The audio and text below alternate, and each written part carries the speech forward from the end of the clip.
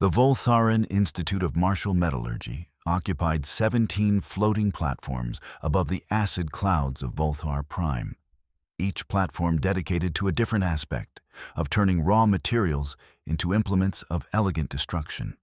It was, by every measurable standard in the Galactic Confederation's educational rankings, the finest weapons crafting school in 47 sectors. Students came from across known space to learn the ancient arts of blade forging. Though ancient was a relative term when your curriculum involved molecular assemblers and plasma forges that could reshape matter at the quantum level. The spring semester's advanced metallurgy class consisted of 23 students representing 11 species, each one personally selected for their aptitude in materials science and their species' cultural contribution to the grand tradition of making things that could poke holes in other things with style. There were 4 Krazon, whose crystalline physiology gave them an intuitive understanding of lattice structures. 3 Velhorians attended, their 6 arms making them naturally efficient at multitasking complex forging processes. A pair of Nethric scholars floated in their containment fields, their gaseous forms nevertheless capable of manipulating matter through electromagnetic fields with precision that would make a surgeon weep. And then there was the human. She sat in the back corner of the lecture hall, a position she had claimed on the first day and defended through the simple expedient of arriving early and staying late. Her name was listed on the roster, but she had made it clear during introductions that she preferred to be addressed by her project number or simply as the one in the corner doing her own thing. The other students had initially found this standoffish. Then they had decided it was probably a cultural thing. Now, 3 months into the semester, they had settled on thinking it was probably just her being weird, which was apparently a common human trait according to the Confederation's cultural database.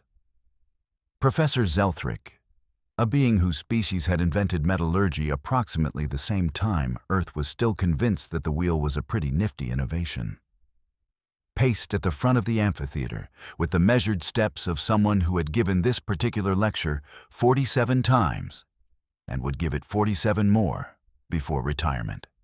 His chitinous carapace clicked softly against the polished floor as he outlined the semester's final examination.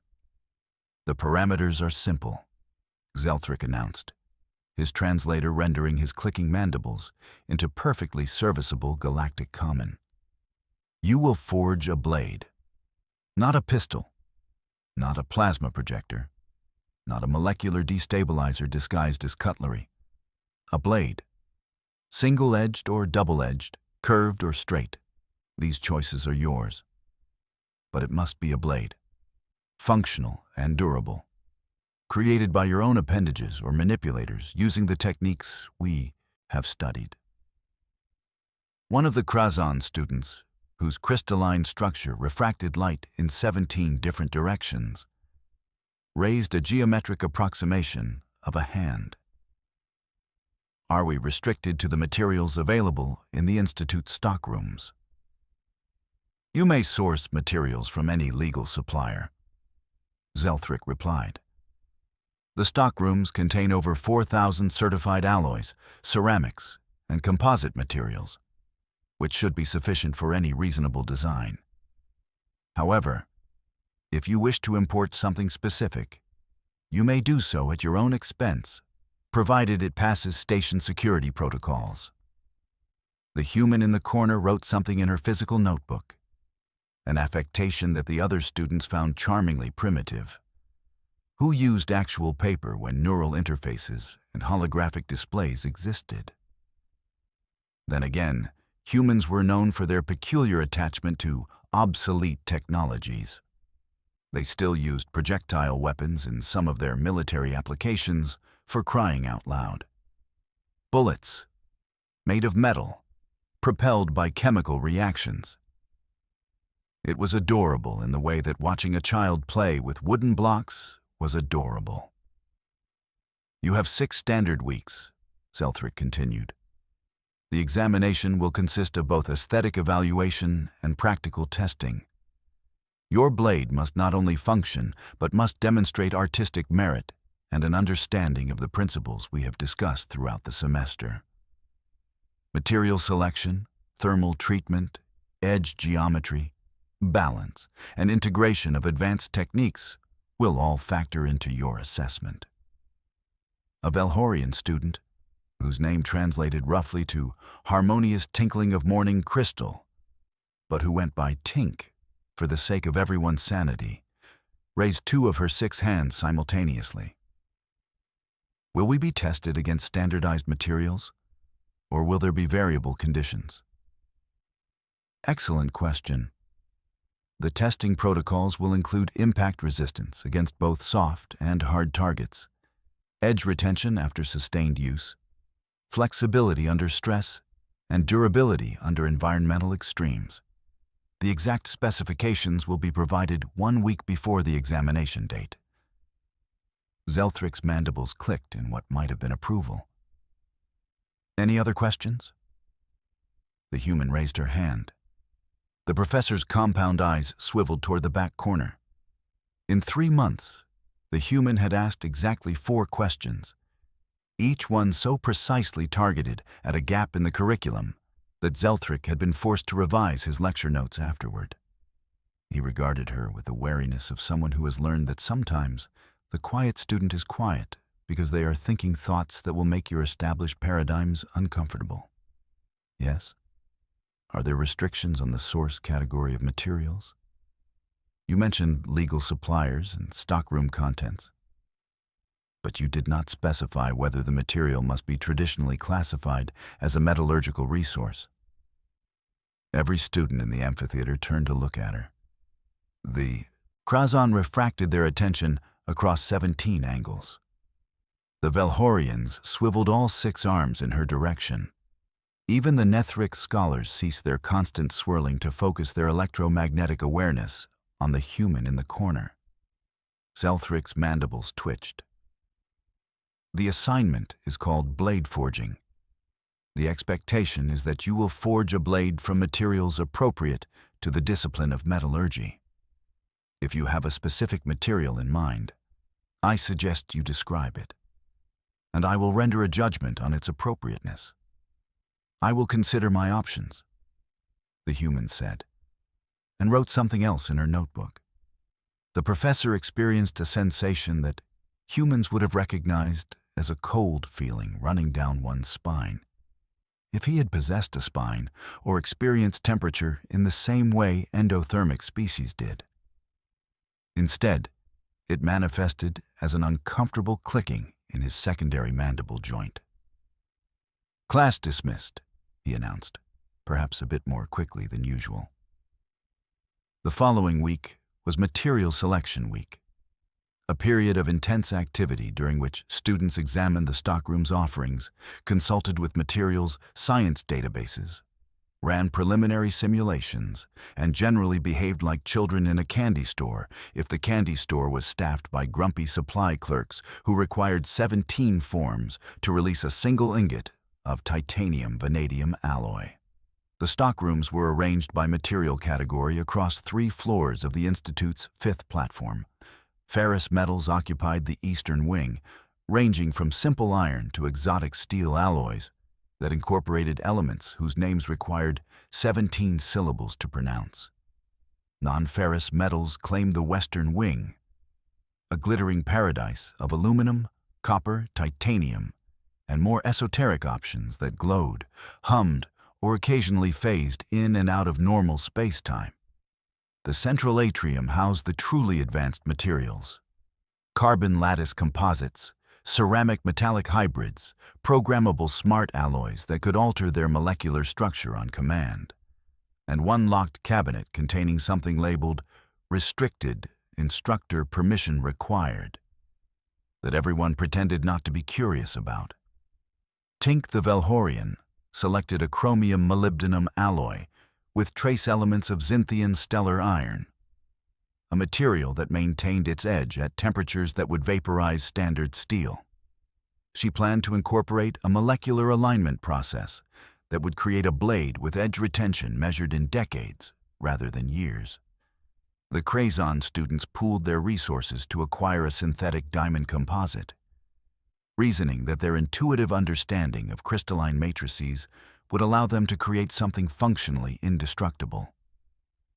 They were already arguing about whether to incorporate energy channels that would allow the blade to store and discharge thermal energy. A Morthok student, built like a bipedal tank and possessed of a species-wide obsession with over-engineering everything, selected 3 different alloys and announced plans to create a laminated blade with 17 layers, each serving a specific structural purpose. His preliminary designs required a materials list that spanned 4 pages and a forging timeline that assumed he would not sleep for the next 6 weeks. The human appeared in the stockrooms on the 3rd day of material selection week, examined approximately 12 different alloys with the polite interest of someone browsing merchandise they had no intention of purchasing, thanked the supply clerk for their time, and left. She was spotted later that afternoon in the biology department. The Voltharan Institute's biology division occupied 2 platforms and maintained extensive specimen archives for the study of exobiology, xenoanatomy, and the occasionally popular elective course on Things That Want to Eat You, a survey of hostile fauna across 40 systems. The archives contained preserved specimens, tissue samples, skeletal structures, and various biological curiosities from across the Confederation's explored territories. The human spent 45 minutes in conversation with the archive curator, an elderly Quelthian whose compound memory banks contained the classification details of 17,000 species. Whatever they discussed, the curator seemed initially confused, then amused, then actively interested.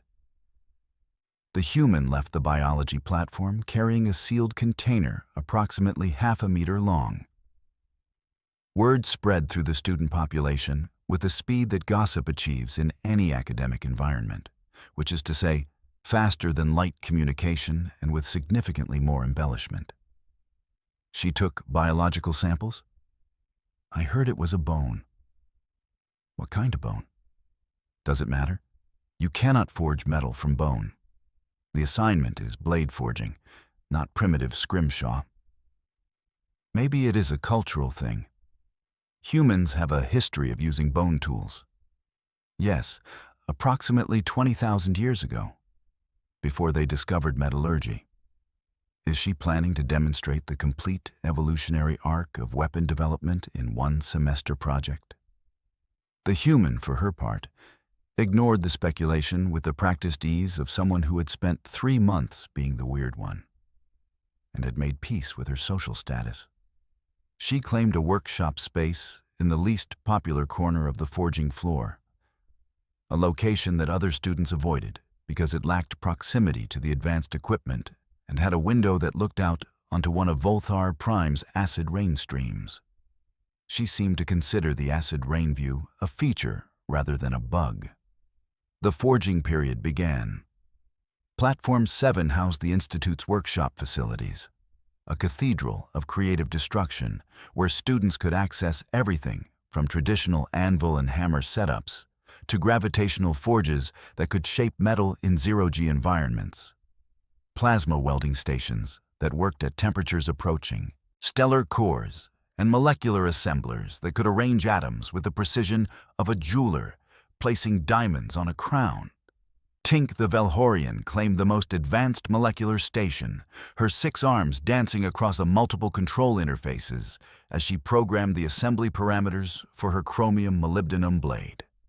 The process would take 3 weeks of careful atomic arrangement.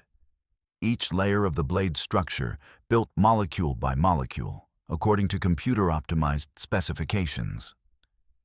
The Crazon students monopolized the crystal growth chambers, carefully nurturing their diamond composite in a thermal environment that cycled between extremes. Their blade would literally grow into existence, crystallizing from a seed matrix over the course of 4 weeks. The Morthok engineer set up a traditional forging station, but augmented it with a plasma hammer and a real-time molecular scanner that would let him monitor the structure of each of his 17 layers as he worked. His setup looked like what would happen if a medieval blacksmith's workshop collided with a starship engine room. The human cleared off a work table in her corner, laid out a collection of simple hand tools that would not have looked out of place in a Stone Age settlement, and unwrapped her bone. It was a femur from a Garnathian plains runner, a hexapedal herbivore whose skeletal structure had evolved to withstand the gravity of a planet that pulled at 1.7 standard G. The bone was dense, heavy, and ivory white, with a subtle grain structure visible along its length. It was, by any objective standard, not metal. The human picked up a grinding stone and began to work. The sound of stone against bone produced a soft, rhythmic whisper that was barely audible beneath the industrial symphony of plasma torches, molecular assemblers, and the occasional crystalline resonance from the Crazon work area. The human worked with methodical patience, rotating the bone, grinding, checking progress with her eyes and fingertips, then grinding some more. After the first week, when the other students checked on each other's progress and engaged in the traditional academic ritual of stressing about whether everyone else was ahead of schedule, a small crowd gathered at a respectful distance from the human's work area. "Is she sharpening it?" one student whispered. "She is removing material to create an edge geometry," another replied, as if translating the obvious into technical language would make it make more sense. "With rocks.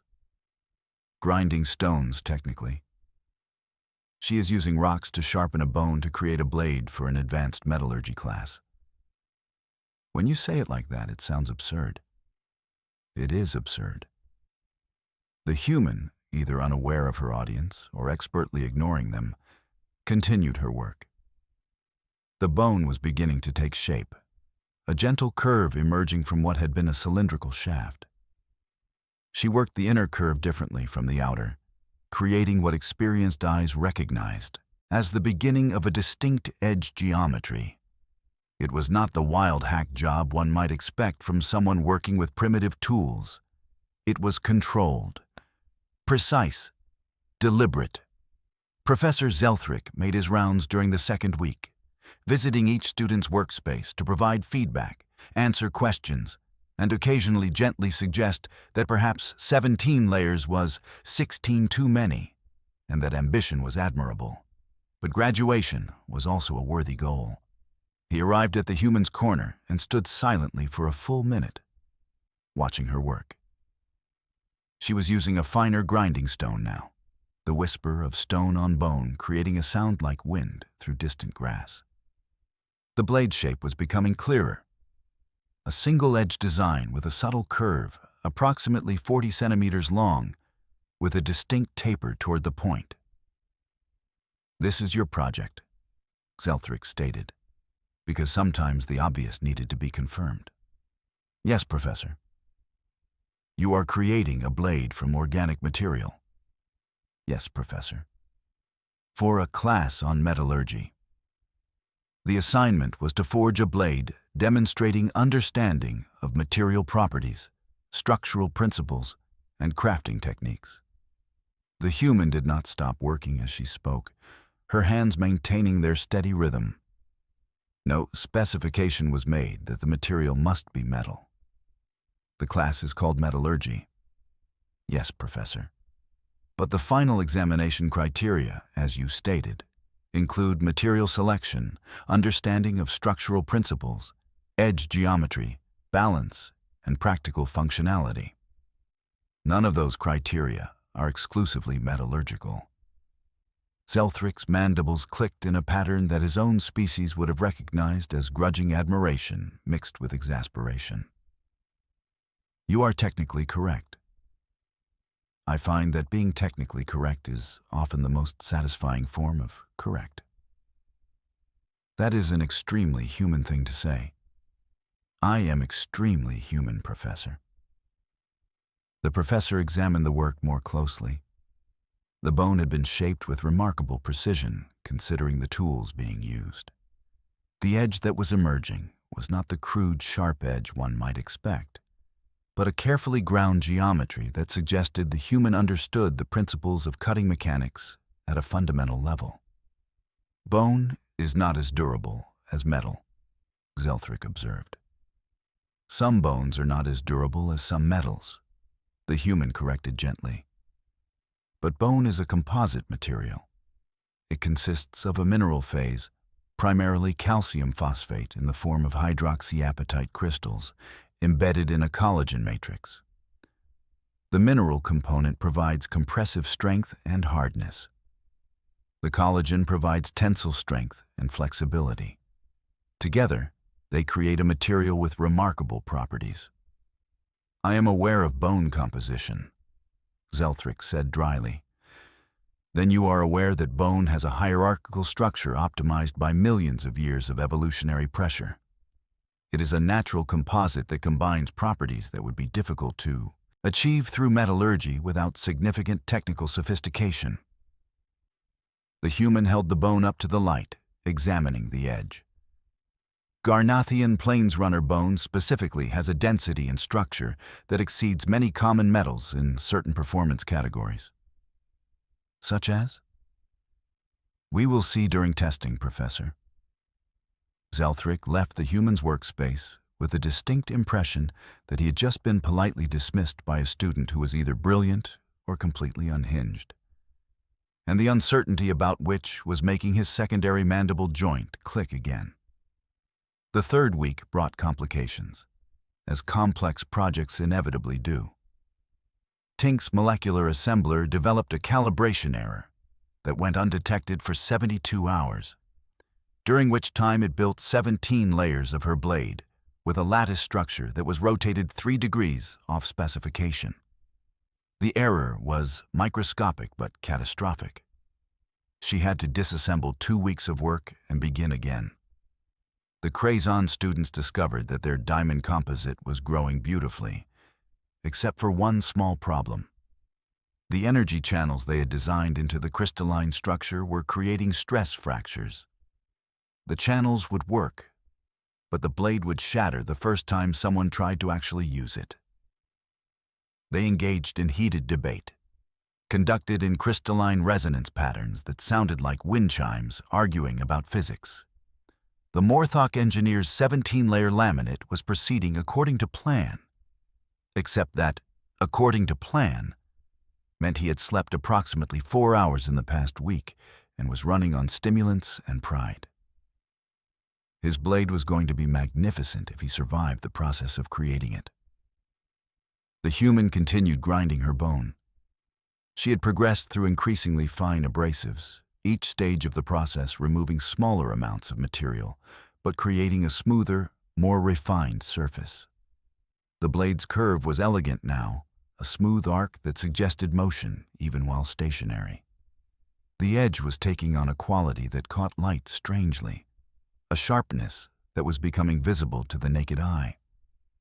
She had fashioned a handle from a piece of the same bone, working it separately and planning to attach it using a tang and socket method that humans had been employing since approximately the time their ancestors figured out that holding the sharp end directly was a poor life choice. The handle received the same meticulous attention as the blade, ground and shaped, until it would fit a human hand with natural precision. During the 4th week, a visiting delegation from the Confederation's Cultural Exchange Program toured the Institute, and their guide brought them through the workshop floor to demonstrate the cutting edge of weapon crafting education. The delegates, representing 7 species and 4 cultural amalgamations, admired the advanced techniques on display. They stopped at the human's workspace. "What is this student creating?"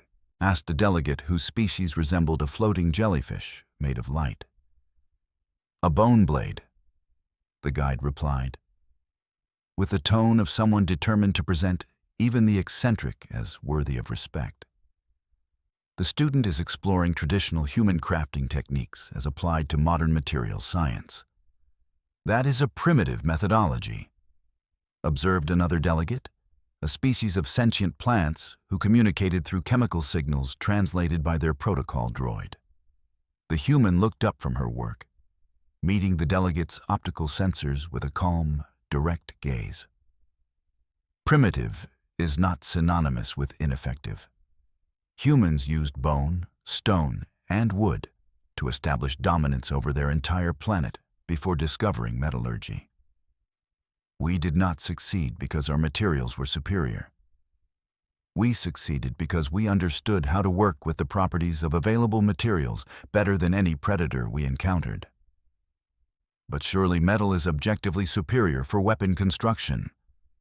The light jellyfish delegate pulsed. Superior in some contexts, inferior in others. A steel blade will rust, ceramic blades are brittle. Composite materials can delaminate. Every material has failure modes. The human returned to her grinding. The question is not whether a material is objectively superior in all categories. The question is whether it is sufficient for the required purpose, and whether the craftsperson understands its properties well enough to maximize strengths and minimize weaknesses. The delegates moved on, but the guide overheard one of them muttering that humans had a remarkable talent for making philosophical points while doing things that looked absurd. The 5th week was Refinement Week. Students with functional prototypes began the careful process of perfection, adjusting edge angles by fractions of degrees, polishing surfaces to mirror finishes, tuning balance points, and generally obsessing over details that would probably be invisible to anyone except themselves and the professor who would be grading them. The human's bone blade was complete in its basic form. The edge was sharp enough to split falling hairs, a traditional test that she performed with a strand of her own hair while several students watched from a distance that they tried to pretend was not specifically chosen to observe her work. The blade cut the hair so cleanly that it took a moment for the severed strand to realize it should fall. She had polished the bone to a smooth finish that showed the subtle grained structure of the material. It was not the mirror polish of advanced metalwork, but something different, organic, with depth and character. The blade seemed to glow with a soft ivory light in the workshop's illumination. The handle was wrapped in leather strips, creating a grip that was both functional and aesthetically complementary to the bone. The human had carved subtle patterns into the handle's surface before wrapping it, decorative elements that also provided texture for grip purchase. It was the kind of detail work that suggested the creator cared about the final product as more than just a grade. She spent the final days of the 5th week doing something the other students found baffling. She used the blade, not testing it in the formal sense, but using it. She cut synthetic materials, carved patterns in wood scraps from the general workshop supplies, practiced drawing the blade from various carrying positions. She treated the bone knife as if it were a functional tool rather than an academic project.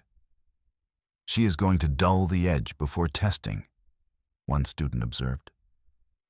Or she is discovering failure points before the formal examination, another replied. Testing under actual use conditions rather than theoretical parameters. That is either very clever or very stupid. With humans, it can be both simultaneously. The 6th week arrived with the inexorable certainty of deadlines everywhere. Professor Zelthric announced the testing schedule. Students would present their blades in random order, determined by a selection algorithm that was definitely not just names pulled from a digital hat, and each blade would undergo the standardized testing protocol. The examination hall on Platform 9 had been configured with testing stations arranged in a semicircle around a central presentation area. Equipment for measuring hardness, flexibility, edge retention, and impact resistance stood ready. Standardized targets waited. Soft ballistic gel, hardened ceramic plates, woven synthetic fabric, and various other materials selected to push blades to their failure points. The first student to present was a Velhorian, though not Tink. His blade was a straight double-edged design in titanium alloy, beautiful and functional, with an edge geometry textbook perfect in its execution. It performed admirably in testing, cutting through soft targets cleanly and withstanding impact against hard surfaces without chipping or rolling its edge. Professor Zelthrick noted scores on his evaluation pad with satisfied mandible clicks. The second presenter was one of the Crazon students. They had resolved their energy channel crisis by redesigning the crystal structure to distribute stress more evenly, and the result was spectacular. The diamond composite blade glowed softly with stored thermal energy, and when activated, it could cut through the hardened ceramic plate like butter. The professor was impressed. The class was impressed. The Crazon student managed to look smug despite lacking facial features. Tink presented her molecular assembled blade, completed with only days to spare after her calibration crisis. The chromium-molybdenum edge was sharp enough to be measured in atomic layers, and it cut the woven synthetic fabric target so cleanly that the fabric did not realize it had been cut until someone picked it up and it fell apart in their hands. Another high score. The Morthok engineer presented his 17-layer laminate, and everyone who had watched him work held their breath. The blade was heavy, brutal-looking, with a pattern-welded surface that showed each layer as a distinct line in the metal. It was over-engineered to an absurd degree. It was also nearly indestructible. The impact tests that would have shattered a normal blade left it unmarked. The engineer accepted his high marks and immediately left to sleep for approximately 18 consecutive hours. 12 more students presented. 12 more blades performed with varying degrees of success. Some excelled in certain categories and struggled in others. A few had minor failures, edges that chipped or handles that proved uncomfortable. But all of them were metal, or advanced ceramics, or sophisticated composites, and all of them looked like the product of an advanced civilization's weapons crafting tradition. Then the human's name was called. She walked to the presentation area carrying her bone blade in a simple leather sheath.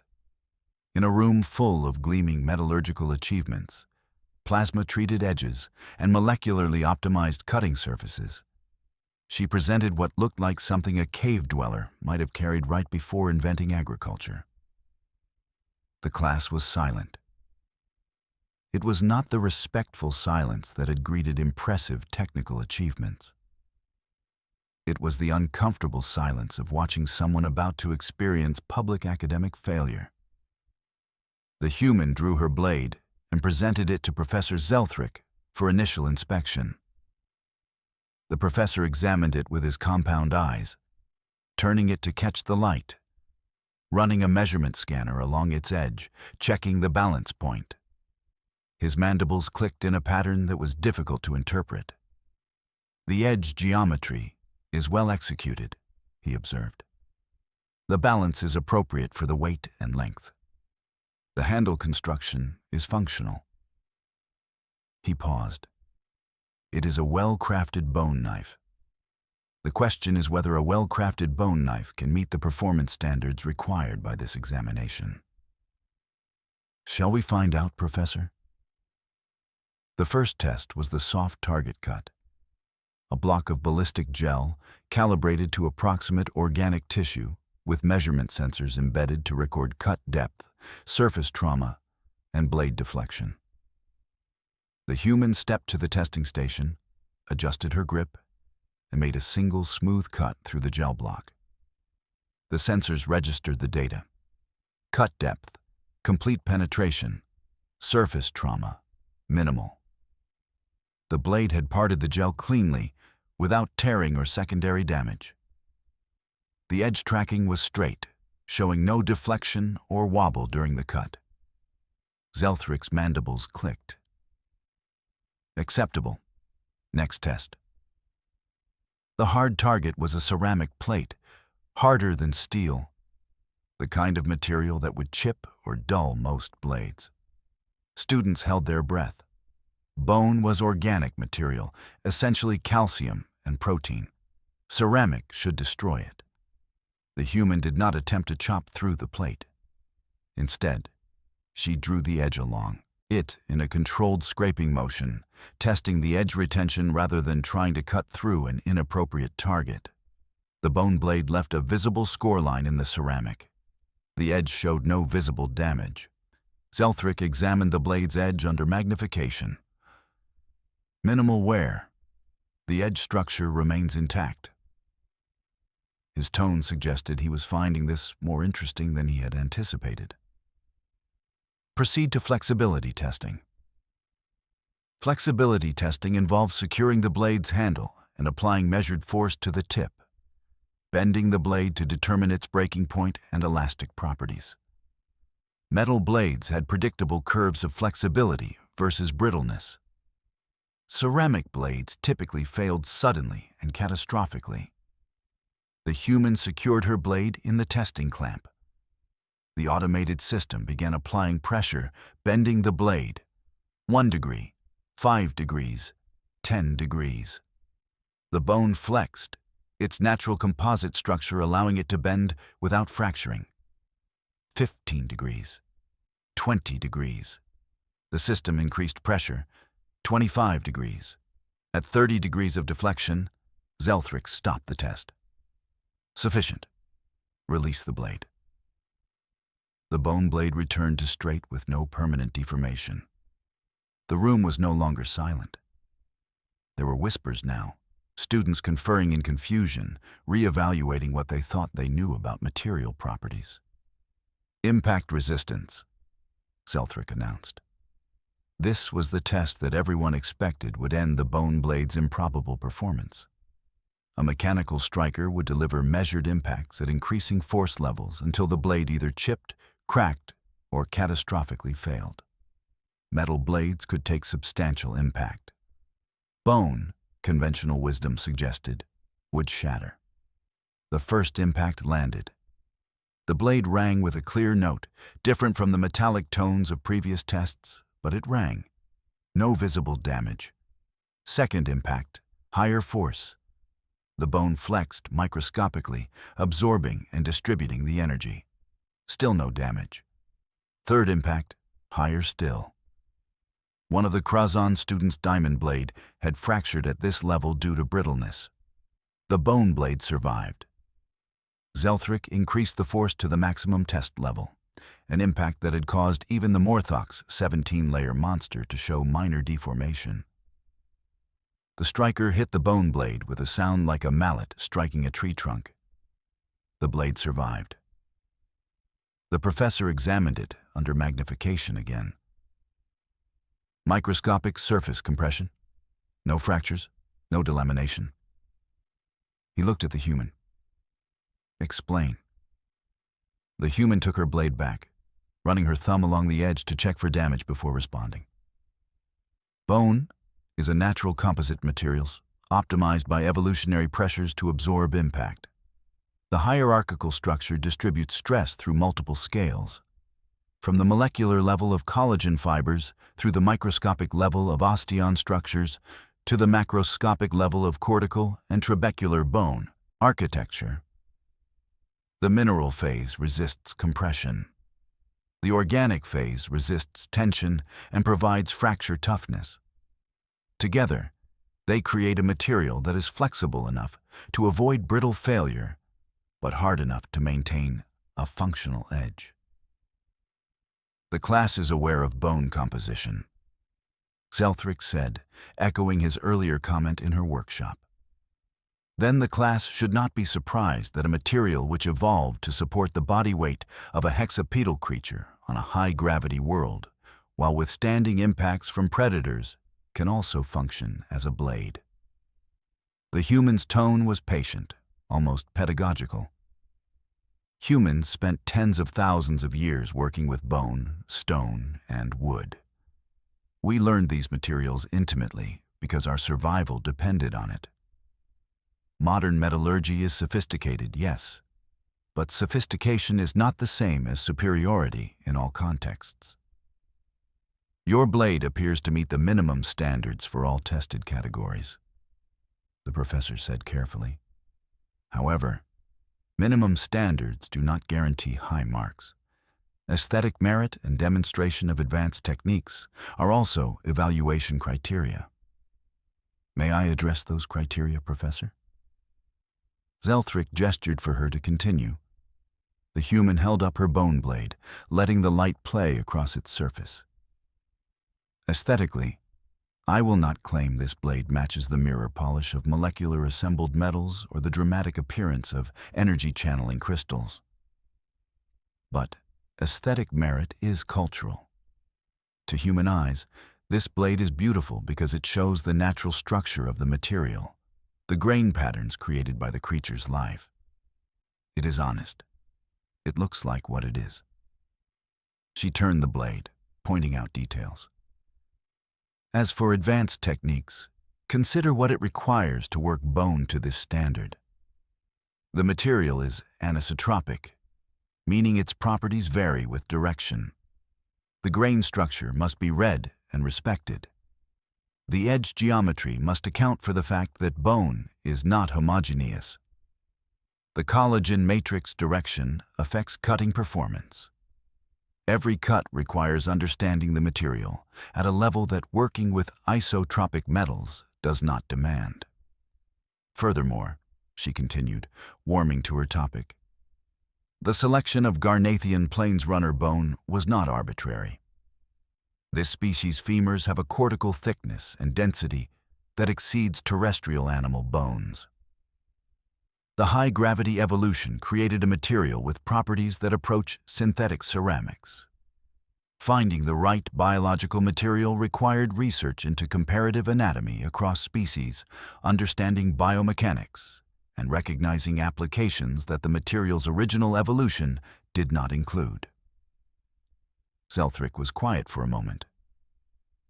You are arguing that material selection from unconventional sources, combined with traditional working techniques applied with precision, demonstrates advanced understanding of material science principles.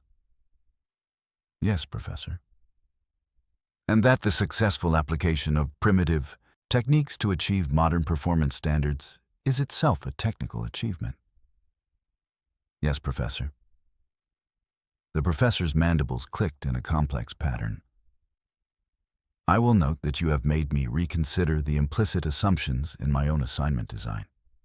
This is not a comfortable experience. Education should make us uncomfortable sometimes, Professor. Otherwise, we are not learning, merely confirming what we already believe. That is an extremely human thing to say. Yes, Professor. It is. Zelthric entered scores on his evaluation pad with deliberate precision. Your blade meets or exceeds performance standards in all tested categories.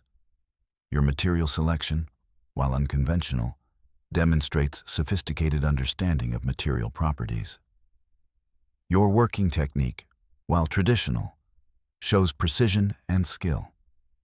Your aesthetic choices are culturally valid, even if not universally preferred. He paused. You will receive top marks for this assignment. The human accepted this with a slight nod. No surprise or excessive celebration, as if she had expected precisely this outcome all along. The remainder of the testing proceeded with presentations from the final students. But the energy in the room had shifted. Several students kept glancing at the bone blade the human had returned to its leather sheath. Conversations during breaks revolved around material properties, the definition of advanced techniques, and whether the class had been collectively guilty of assuming that newer always meant better. Tink the Velhorian approached the human after the examination concluded. Your blade is impressive, she admitted, her 6 arms gesturing in a pattern that indicated grudging respect. I did not think organic material could perform at that level. Most people do not, the human replied. We are very good at forgetting that effective and sophisticated are not the same thing. Will you continue working with traditional materials?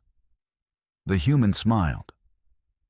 I will work with whatever materials are appropriate for the task. Sometimes that will be advanced alloys and molecular assembly. Sometimes it will be a well-chosen bone. The trick is knowing which tool fits which job. That seems inefficient. Why not always use the most advanced option? Because the most advanced option is not always the most effective option. Advanced materials require advanced infrastructure. They require calibration, maintenance, energy inputs, technical knowledge. A bone blade requires a sharp rock and patience. When you are stranded on a hostile planet, or operating in resource-limited conditions, or need something that will not set off metal detectors, the advanced option becomes a liability. Tink's 6 arms waved in a gesture that might have been thoughtful consideration or might have been exasperation. Humans have very strange priorities. Humans have very practical priorities, the human corrected. We evolved on a planet that was actively trying to kill us, without claws or armor or venom or any of the natural weapons other predators possessed. We survived by being smart about using what we had available. That practicality is built into our species at a very deep level. So you made a bone blade to prove a philosophical point about human resourcefulness. I made a bone blade because I wanted to see if I could make a bone blade that would outperform sophisticated metalwork. The philosophical point is a pleasant bonus. The human picked up her sheath and secured it. Also because the look on Professor Zelthrick's face when I presented it was worth the entire 6 weeks of grinding. Tink's translator rendered a sound that might have been laughter. You humans are chaotic. We prefer to think of ourselves as creative problem solvers with a sense of humor. Those are the same thing. Yes, the human agreed, smiling. Yes, they are. Professor Zelthrick reviewed the semester's final examination results in his office later that evening, his compound eyes scanning through the data with the satisfaction of someone whose students had largely met expectations. The scores formed a predictable distribution, clustered around high performance with a few exceptional achievements. The bone blade sat on his desk, the human having offered to leave it for further examination if the professor wished. Zelthrick had accepted, partly for professional interest, and partly because he was still processing the implications of what had occurred. The blade was functional. More than functional, it was effective. It had met every standard the examination required, and it had done so using techniques that predated spaceflight by millennia. Zelthrick picked up the blade carefully, feeling its weight, examining the edge under his magnification. The human was correct that it was beautiful in its own way, honest in form and function. It looked like exactly what it was, which was more than could be said for many molecular assembled blades that tried to disguise their artificial origins. The professor set the blade down and made a note in the course planning documents for next semester. The assignment parameters would need revision. Not to exclude bone blades, he decided after consideration, but to be more explicit about what the assignment was actually testing. Material selection, understanding of properties, application of technique, functional performance. Whether those goals were achieved through plasma forges and molecular assembly or through grinding stones and patience was, when examined objectively, irrelevant to the core principles of the discipline. Though he suspected that next semester, several students would attempt bone blades of their own, having seen the human's success. Most of them would probably fail, he predicted, because working bone to that standard required either species-specific knowledge or a willingness to spend 6 weeks doing repetitive manual labor that most students would find unbearable. but some might succeed. And that would make the semester interesting. Zelthric filed his notes and prepared to return the bone blade to the human the following morning. As he secured his office and walked through the empty corridors of the institute, past workshops that still smelled of metal and heat and creative effort, he found himself clicking his mandibles in a pattern that his species associated with amused resignation.